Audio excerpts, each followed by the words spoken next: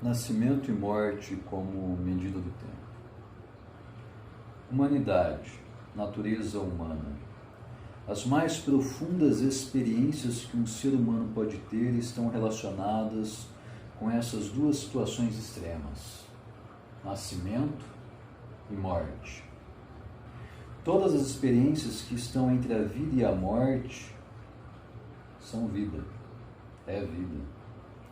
Nasceu, a morte e a vida são constituídas por felicidade, aquisição de sentimentos, prazer, aquisição de sensação, tristeza, perda de objeto que causa felicidade, dor física, perdeu potencialidade do corpo. Física, tempo e espaço. Através da observação da natureza humana, podemos dizer que o tempo para os seres humanos é binário. Opera como um pêndulo em que cada extremidade, nascimento e morte, explicita a métrica do tempo. Como a métrica também constitui espaço, o espaço e o tempo estão em uma relação de dependência mútua.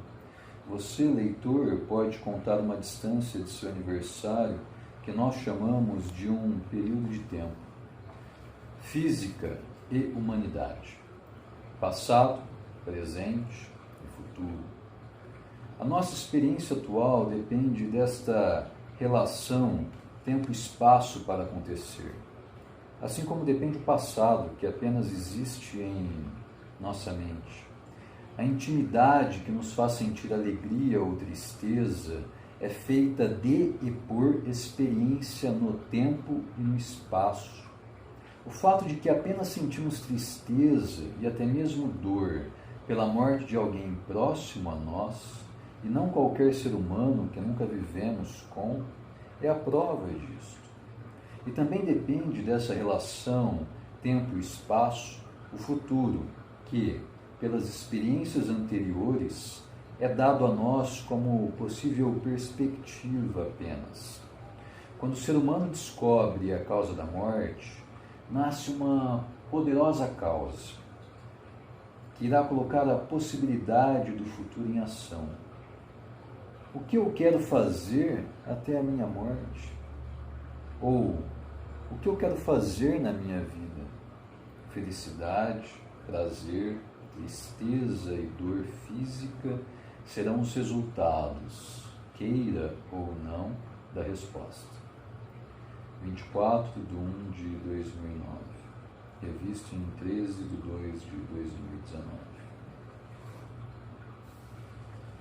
Aqui cabe uma observação que, quando eu disse causa da morte, neste texto ela deve ser entendida como a morte enquanto causa que gera um efeito.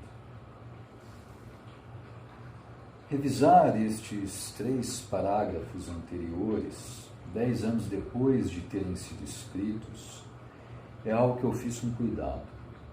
Primeiro, tive o ímpeto de ajustá-los gramaticalmente e conceitualmente, mas logo desfiz esse erro, pois que foram frutos de um relampejo, insight, intuição que tive à época.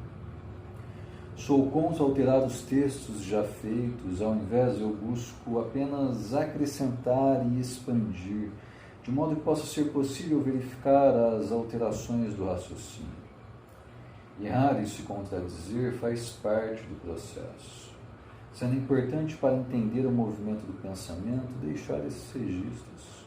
E quem disse que eu não estava certo antes e passarei a estar errado agora?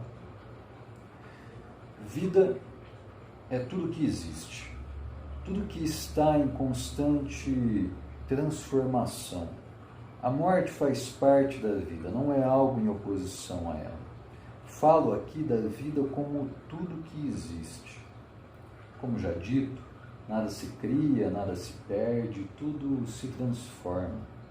Mas a vida de um ser humano, essa conformação energética, temporal e espacial, a que atribuímos uma identidade, desde que é um mero zigoto, já recebe influências e influencia o ambiente que a cerca, vivendo o seu próprio tempo.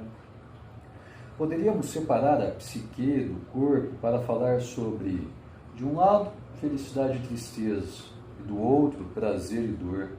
Poderíamos também dizer que a tristeza é um sentimento que pode ser adquirido pela dor, mas que a dor pode ser fonte de prazer. Até mesmo poderíamos dizer que a morte é causa de felicidade.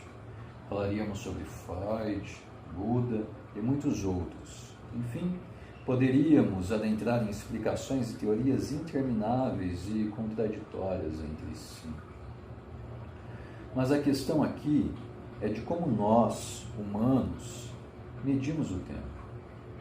Medimos o tempo conforme nossa experiência.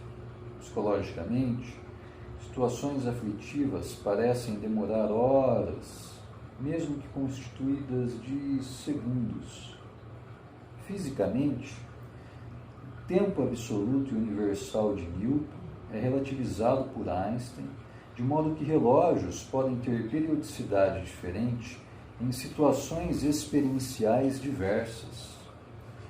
Seriam o tempo e o espaço estruturas da nossa sensibilidade que existem antes de qualquer experiência, como Kant pensava?